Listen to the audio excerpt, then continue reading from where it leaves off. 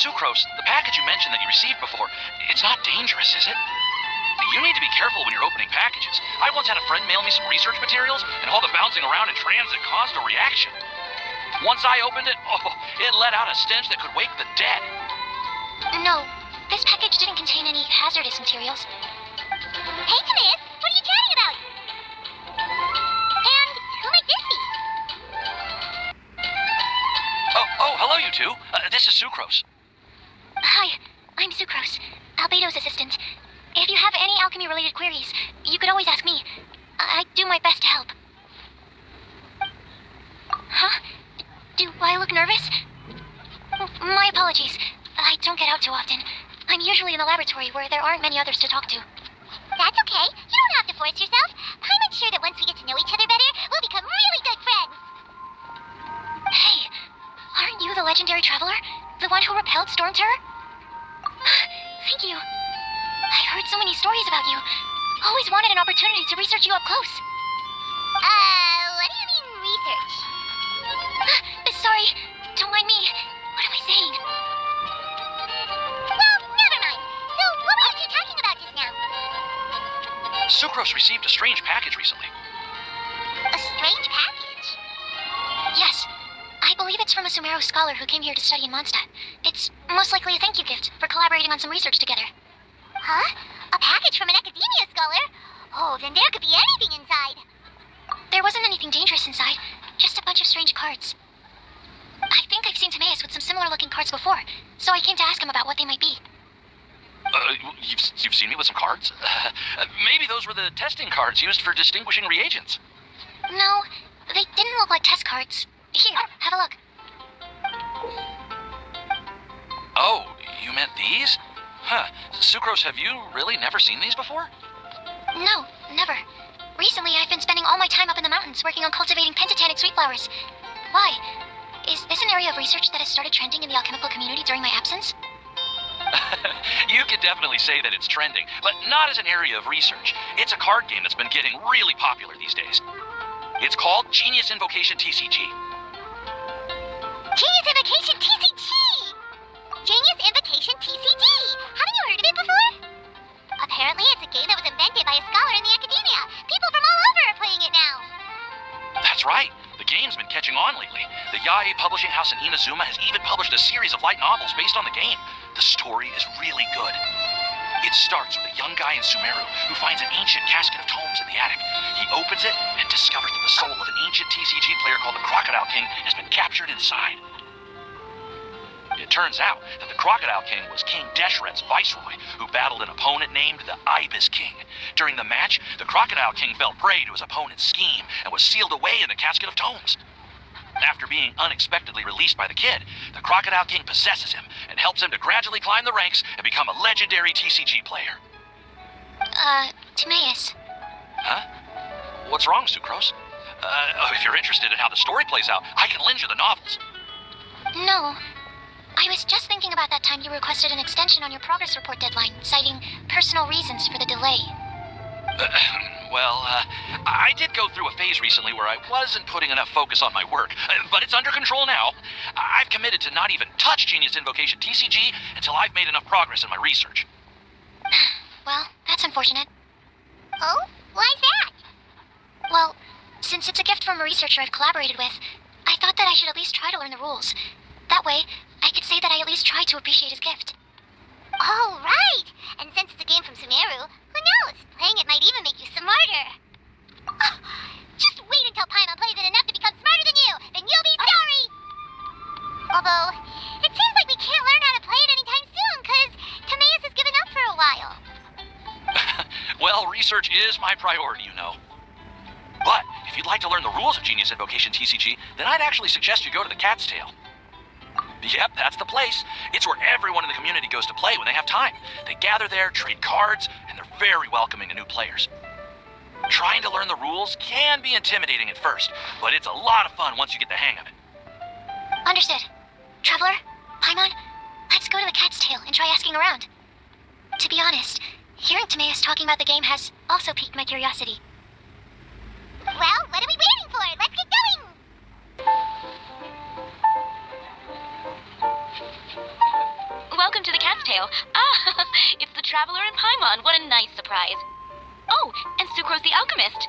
a while, hasn't it? I'm afraid I've already told you before. Fur from the Cat's Tail staff is not for sale, no matter how much more you offer. Don't worry, Margaret. We're not here for that research project I told you about last time. Sucrose, what kind of experiment were you trying to do with the cat's tail? I just wanted to test out some hypotheses, and I needed some materials. But, we can talk about that later.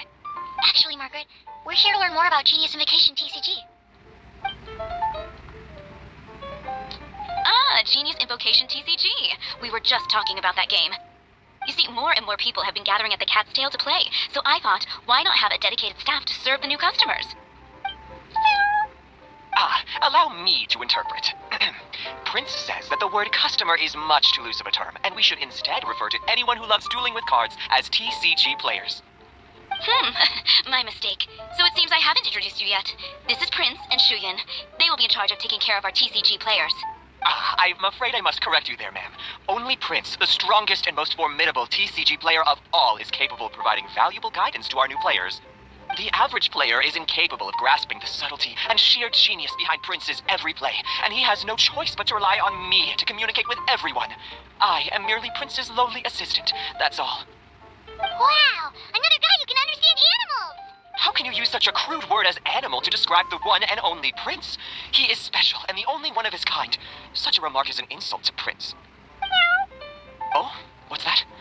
Shuyan. In the eyes of the common folk, I look no different than any other ordinary cat. It's a natural mistake to make, and you shouldn't overreact. Understood. I do apologize. It seems he really is capable of communicating with the cat. Could this be the result of some modification to the language center of his brain? Seriously, how can he get all of that from a simple meow? Yes, it was the sacred tools of Genius Invocation TCG that formed and cemented our bonds of mutual understanding. It's my firm belief that by simply playing the game, players can develop a deeper level of understanding between one another.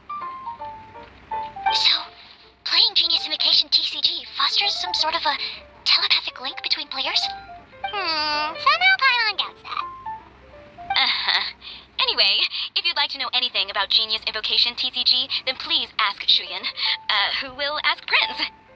Though I'd love to explain more myself, it's time for my daily walk. I'll let Prince play a game with you and walk you through all the rules. Just as a seasoned warrior can foresee the path of his opponent's sword, so too can I, as a TCG master, predict my opponent's every play.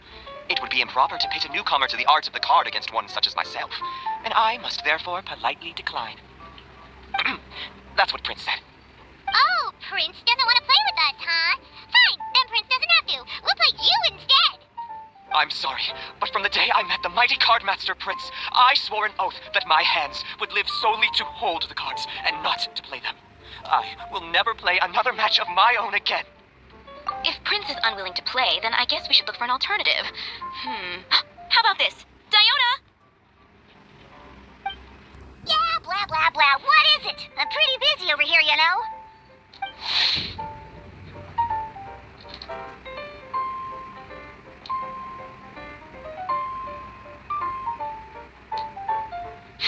Why is it that every player that sets foot here to play Genius Invocation TCG has to have a drink? Ugh, don't they have any clue that the key to playing a game is the ability to think straight? Seriously, games and drinks don't mix. Don't they get that? What can I say? As the tavern owner, I can't help but feel happy to hear this. Anyway, I see you've been working hard, so I thought you could use a break. So why not come over here and teach these customers the rules of Genius Invocation? Yeah, what kind of break is that? I'd rather not. Oh, why are we letting all these loafers come in here to play Genius Invocation TCG anyway? All it does is encourage more people to come to the bar for a drink. You know, if drink sales keep going up like this, pretty soon Mondstadt's alcohol industry is gonna reach new heights. Looks like my first step in destroying Mondstadt's alcohol industry should be stamping out the spread of Genius Invocation TCG. My dear, you are quite mistaken. You said it yourself, a clear mind is necessary to win. Soon, their thirst for victory will overcome their thirst for alcohol. Prince speaks the truth, Diona. Not only is the spread of Genius Invocation TCG no obstacle to your goal of destroying Mondstadt's alcohol industry, it could even support you in this endeavor. Could it really? Sure, why not? Alrighty then, our two customers are waiting to learn. Shuyan, let's put you on drink mixing duty for now. But Shuyan is destined for a far greater purpose. Shuyan, Drink mixing, now. Okay. Ooh, all right. We'll need some space to learn. Let's go to that empty table over there. Diona's waiting for you. Go talk to her, and she'll teach you the rules of the game. That's what Prince said. And I need to go start mixing drinks. It's a pity that I can't look on while you learn.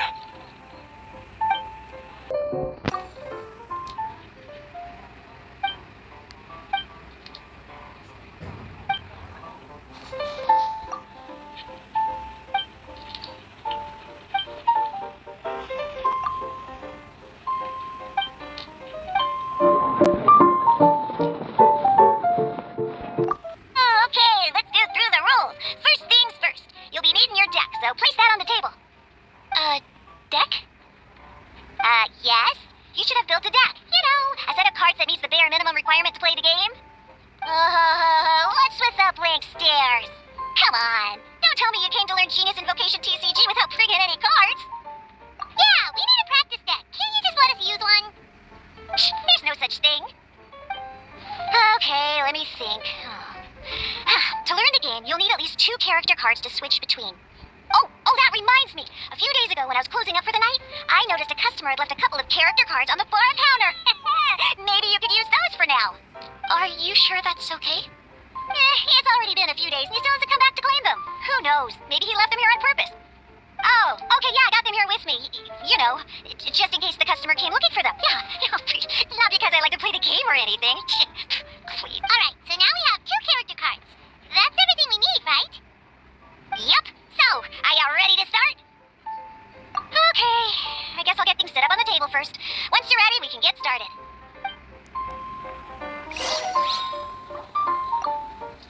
We should start learning how to play Genius Invocation TCG. Everything's set up. Let's learn how to play Genius Invocation TCG. All right, let's get started.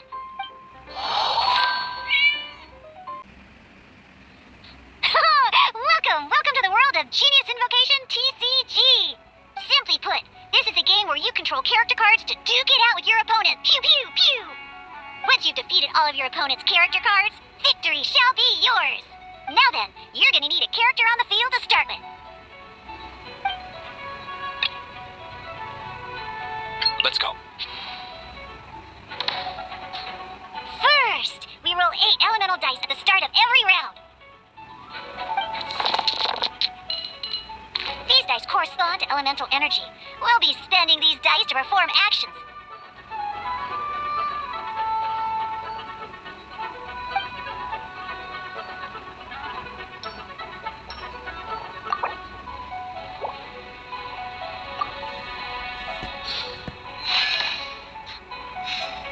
Once the roll phase is over, you'll enter the action phase, where the real game starts. During the action phase, you can spend elemental dice to perform various actions. Of course, the most common action is to use character skills.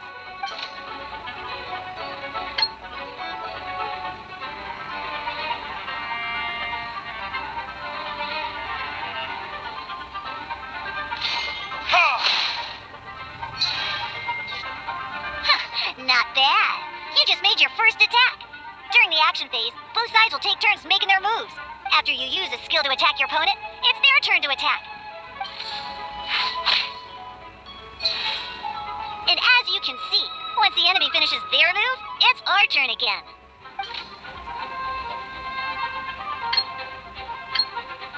Now, these are Omni-Element dice. They can be spent on any move regardless of the elemental type. So, we're going to use them to pay for the pyro dice needed for this skill.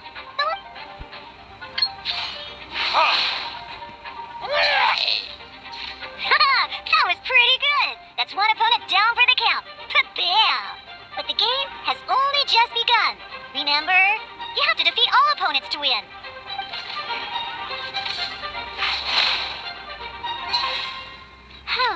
As much as we'd like to attack again, seems like we've run out of usable dice.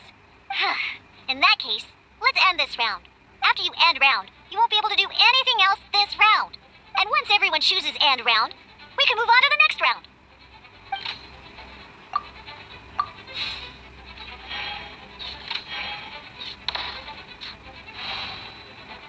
All right, here we are a fresh new round. Woohoo! And a fresh new round means time to roll the dice again. That's how we're gonna get the elemental energy we need after all. Ooh, that's some terrible luck. Well, there's no way we'll be able to use D-Luke's skill now. But don't worry, situations like these are why we have the option to re-roll. Once per round, you can select all the dice that you don't like and re-roll them.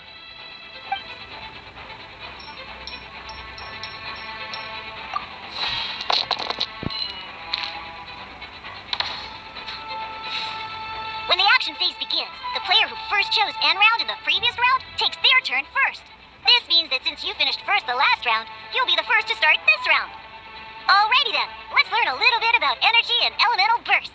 Each time you use a skill, your character will gain 1 energy. Once D-Luke's energy is full, he can use a powerful elemental burst, but we're still 1 short. Never mind, let's start with a normal attack instead.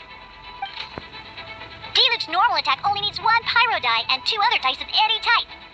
In any case, your normal attack needs fewer pyro dice than your elemental skill.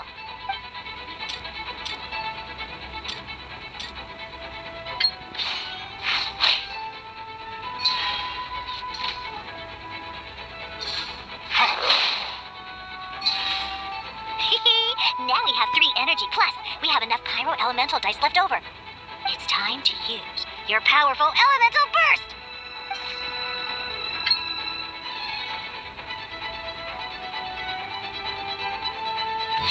Time for retribution!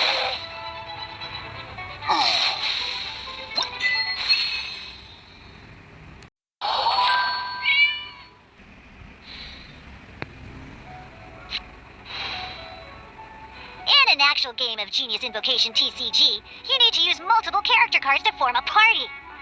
Next up, it's time for your second character card, Kaya, to take the stage.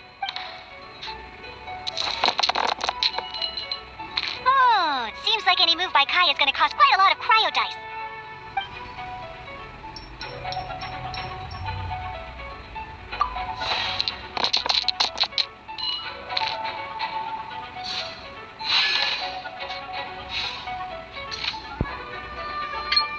When you deal cryo damage, you'll cause your target to be affected by cryo.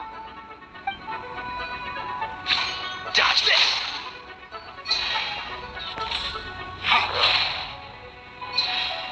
Good! Now our opponent is affected by cryo. This is a good time to learn about elemental reactions.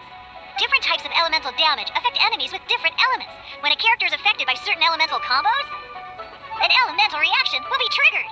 At the moment, your opponent is affected by cryo, so we should try and use a pyro skill on them.